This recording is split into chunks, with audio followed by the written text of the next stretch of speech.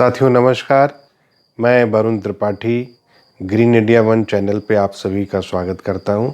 दोस्तों आज हम बात करते हैं कि किस तरीके से यूएसए और पश्चिमी देशों ने चाइना को आज घुटनों के बल पे लाके खड़ा कर दिया।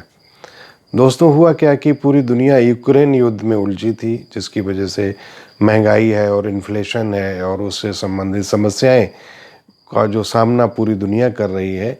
उसी सिलसिले में पूरा जो विश्व बिरादरी है वो एक खेमे बंदी में है। यूक्रेन के साथ में अमेरिका, उसके सहयोगी देश, नाटो और सारे के सारे कंट्रीज़ उसके साथ में खड़े हैं और रसिया के साथ में मुख्यतः ईरान और पीछे से चाइना रसिया के साथ में। तो ये सब देख के यूएसए प्रशासन ने, चूँकि डिप्लोमेटिक जो पॉलिटिक्स होती है वो दिखाई नहीं पड़ती है और उसको आम आदमी तक वो पहुंचती भी नहीं है, तो एक बड़ा जो बाइडेन प्रशासन ने एक बहुत बड़ा निर्णय लिया और वो निर्णय ये है कि जो अत्याधुनिक चिप का जो सप्लाई है वो अब चाइना को नहीं होगी। मित्रों, मैं आपको बताना चाहूँगा कि आज भी जो पूरी जो टेक्नोलॉजी है वो चिप के बेस पे ही है। उसका मूल जो आधार है वो चिप है और चिप पे आज भी एक तरफा मोनोपोली जो है वो ताइवान की कंपनी टीएसएमसी और उसकी सहयोगी कंपनी और अन्य ताइवान की कंपनियों का एकाधिकार है। दूसरा कोरिया की जो सैमसंग कंपनी है वो, तो ये अत्याधुनिक जो चिप है उसके सप्लाई पे बाइडेन प्रशासन ने रोक लगा दी है। तो उसमें हुआ क्या है कि जो ताइवान की टीएसएमसी है और सैमसंग है, अब ये अपनी चिप की जो उनकी आधुनिक चिप है वो चाइना को सप्लाई नहीं होगी।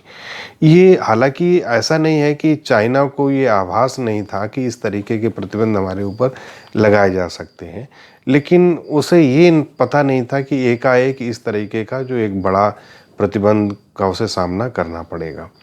और वो अब चूँकि प्रतिबंध लग गए हैं तो एक इस तरीके का प्रतिबंध लगाया गया है कि वो चाहे सहयोगी कंपनियां हों टीएसएमसी की, सैमसंग की, इंटेल हो, उसके जो पीछे जो हाईवे टेक्नोलॉजी होती है वो बेस होता है वो कहीं न कहीं अमेरिका की कंपनियों का और उसकी टेक्नोलॉजी का रहता है। ये शायद चाइना को इसका आभास नहीं था। उसे लग रहा था कि 3, 4, 5 साल में हम जो जिस तरीके से अन्य क्षेत्रों में हमने विकास किया है, एक बहुत बड़ा अपने डेवलपमेंट करके पूरी दुनिया को दिखाया है, तो उसी तरीके से हम चिप के क्षेत्र में भी अपने को विकसित कर लेंगे। लेकिन ये अभी जो अत्याधुनिक चिप निर्माण की बात है, इसमें अभी चाइना दूर दूर तक कहीं दिखता नहीं है। उसका कारण है कि जो टीएसएमसी और सैमसंग है वो 3ANM की चिप का निर्माण करते हैं। आप इससे अंदाज़ा लगा लीजिए कि अभी इंडिया भी इसमें, बल्कि चिप के निर्माण में कहें तो इंडिया ने अभी कोई शुरुआत भी नहीं की है। केवल एक वेदांता का और फैक्सकॉन का समझौता हुआ है। वो भी जब यहाँ पे वो प्रोडक्शन शुरू करेंगे तो 28 यानी कि 28 nm की चिप का निर्माण यहाँ इंडिया में शुरू हो पाएगा। यानी कि अभी तो उनकी यहाँ पे फैक्ट्री लगी भी नहीं, और फैक्ट्री जब लग जाएगी उसके बाद में 28 nm की चिप का निर्माण भारत में शुरू होगा। तो इससे आप अंदाज़ा लगा लीजिए कि इस क्षेत्र की जो टेक्नोलॉजी है वो कितने आगे है। अब दोस्तों इसमें हुआ क्या है कि इससे जो सबसे बड़ा उनका प्रभावित होगा वो ये होगा कि अत्याधुनिक चिप का निर्माण सबसे ज़्यादा आर्टिफिशियल इंटेलिजेंसी, ब्लॉकचेन और 5G टेक्नोलॉजी में होता है।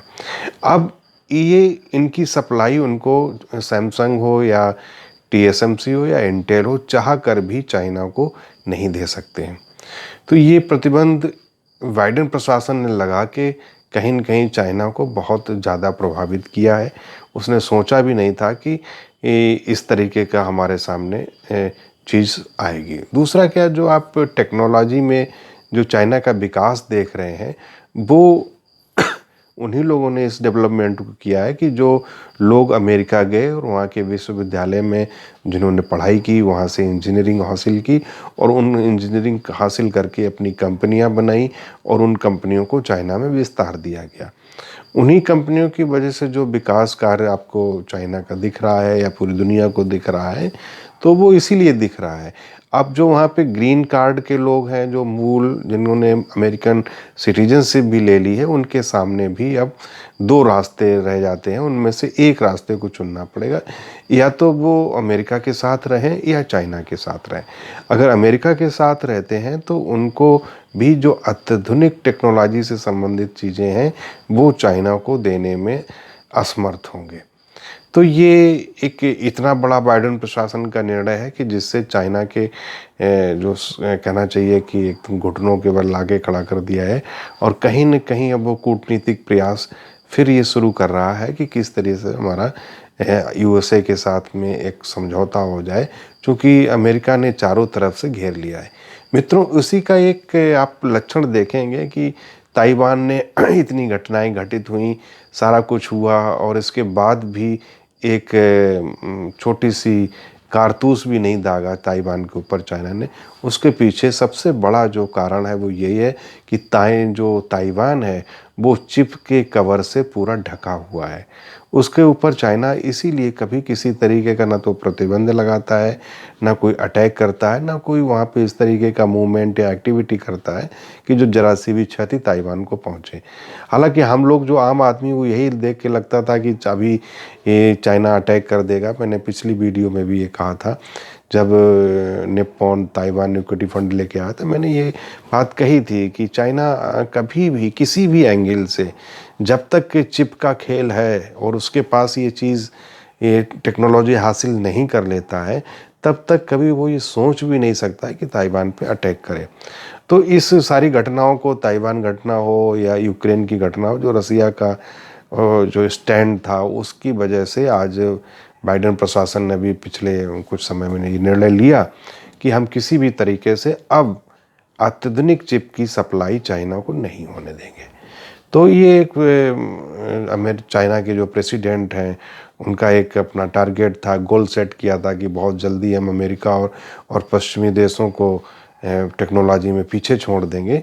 तो पीछे छोड़ने की तो बात बहुत दूर की बात हो गई। अब ये सामने आ गया है कि इस समस्या से कैसे निकला जाए, क्योंकि ये एक ऐसी समस्या है कि जो सारी की सारी उनकी जो फ्यूचर की योजनाएं हैं, प्लानिंग्स हैं, वो कहीं न कहीं प्रभावित होंगी और बहुत अधिक प्रभावित होंगी। क्योंकि जो ब्लॉकचेन है, 5G है या आर्टिफिशियल इंटेलिजेंस है, वो अत्याधुनिक चिप के बिना उस पर आगे बढ़ना असंभव है। तो दोस्तों, ये इस चीज़ की जो घटनाएं होती हैं वो ये दिखाती हैं कि अमेरिकन और उनके जो सहयोगी देश हैं वो भी अभी इस क्षेत्र में अपने को आगे बढ़ाते हुए बढ़ रहे हैं। अब इसमें इस अपॉर्चुनिटी को इंडियन गवर्नमेंट को देखना चाहिए और जो इंडियन इंडस्ट्री है उसको भी ये देखना चाहिए कि हम किस तरह से इस सेक्टर में भी आगे बढ़ें। अभी भारत में अगर देखोगे तो चिप को लेके बहुत उत्साह नहीं है, और ना इस तरीके की कोई गवर्नमेंट की भी बड़ी प्लानिंग सामने आई है कि जो इस तरीके की एग्रेसिव ढंग से हो। जैसे आप निजी क्षेत्र को देखेंगे तो उसका फोकस अभी ग्रीन एनर्जी को लेके तो है, क्योंकि सारी की सारी जो बड़े औद्योगिक घराने हैं वो निश्चित रूप से इस पे फोकस किए हुए हैं कि हरित ऊर्जा को कैसे डेवलप किया जाए। तो फ्यूचर के जो उनके प्रोजेक्ट्स हैं, जो प्लान हैं, वो भी ज़रूरी है। लेकिन कहीं न कहीं जब तक निजी क्षेत्र और गवर्नमेंट दोनों मिलके इस सेक्टर के बारे में नहीं सोचेंगे तो भारत की इसमें आत्मनिर्भरता लाना या इस सेक्टर में आगे बढ़ना संभव नहीं हो पाएगा। तो सरकार और निजी क्षेत्र और जो अपनी इंडस्ट्री है, इसको मिलके इस विषय पर भी सोचना चाहिए कि हम जो सेमीकंडक्टर है, जो अत्याधुनिक है, उस पर किस तरीके से हम ताइवान और कोरिया और अमेरिकन कंपनीज हैं उनको किस तरीके से हम अपने इंडिया में आकर्षित करें, जिससे कि हमारे यहाँ भी एक इंडस्ट्री का ग्रोथ हो सके और कंपनियाँ इस तरीके की आगे बढ़ सकें। तो मित्रों, आज हम यहीं तक आप चर्चा करते हैं, फिर आगे वीडियो में मिलते हैं। इसी के साथ बहुत बहुत धन्यवाद, आप हमारे साथ जुड़े, बहुत बहुत आभार।